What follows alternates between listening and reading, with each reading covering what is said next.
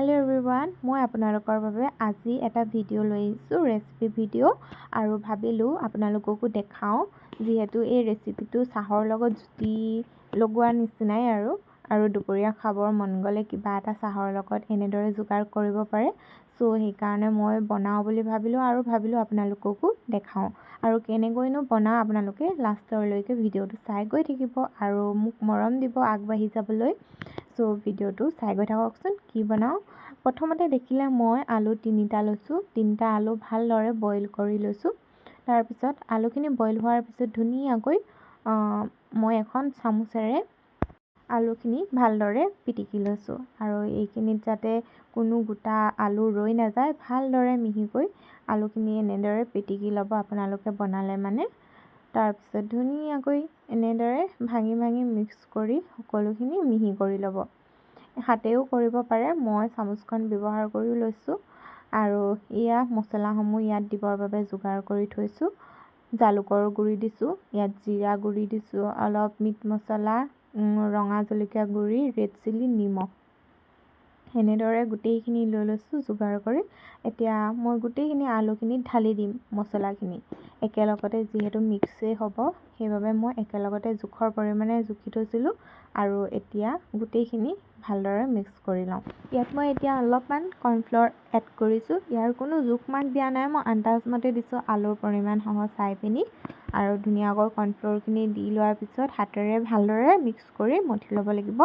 আৰু মঠি এটা ডো তৈয়াৰ কৰিব লাগিব সেই আটা মঠি যেনেদৰে ৰুটি খাবৰ বাবে ডোটো তৈয়াৰ কৰে হেনেদৰে এইখিনি মিক্স কৰি আটা ডো এটা বনাই ল'ব লাগিব মই ইয়াত কোনো ধৰণৰ পানী ইউজ কৰা নাই এনেদৰে মঠি গৈ থাকিলে এটা ডো তৈয়াৰ হৈ যায় আৰু যিমান দেৰি মঠিব সিমান দেৰি ধুনিয়াকৈ কোমল হ'ব আৰু ডোটো ভাল হ'ব এনেদৰে মঠুতে এটা কোমল ধুনিয়া ডো তৈয়াৰ হ'ব মই এনেদৰে মঠি লৈছো তাৰ পিছত ইয়া দেখিছেনে এটা ধুনিয়া ডো তৈয়াৰ হৈ গল মোৰ ভাগৰ তাৰ পিছত এখন প্লাষ্টিকৰ পলিথিন লব এনেদৰে সাফা কৰি লব ধুনিয়াকৈ তিতা ফটা কানে হওক বাকি মচি লব ভালদৰে এখন এনেদৰে ডোটো থৈ ইয়াৰ ওপৰত পলিথিনখন ওপৰটো দি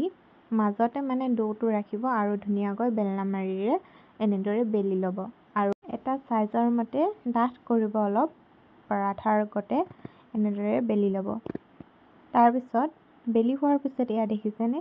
ধুনিয়াকৈ মই এখন প্লেটো যোগাৰ কৰি লৈছো কটাৰী সহ ইয়াত কাটি ল'ব লাগিব এনেদৰে দীঘলকৈ পিচ কৰি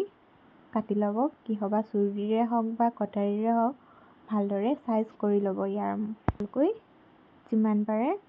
দীঘল সাইজত এটা সমান সাইজ কৰিলে ভাল হয় আৰু দেখিবৰ বাবেও তো মই এতিয়া তেলো গৰম কৰি ৰাখিছিলো তাত এতিয়া সেই পিচ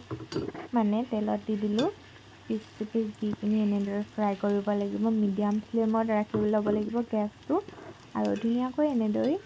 অলপ 5 মিনিট সময় ফ্ৰাই কৰিব লাগিব ধুনিয়াকৈ এনেকৈ ফ্ৰাই কৰি হোৱাৰ পিছত ইয়া দেখিবলৈ পাইছেনে মোক ফ্ৰেঞ্চ ফ্ৰাই ৰেডি হৈ গ'ল আৰু ধুনিয়াকৈ অলপমান চাটনি আৰু সস লগাই পিনি এনেদৰে আপোনালোকে দুপৰীয়া চাহৰ লগত জুতি লৈ ইয়া খাব পাৰে আৰু মোৰ ৰেচিপিটো আপোনালোকে কেনে পালে জনাব আজিলৈ ভিডিওটো ইমানতে সামৰিছো সো বাই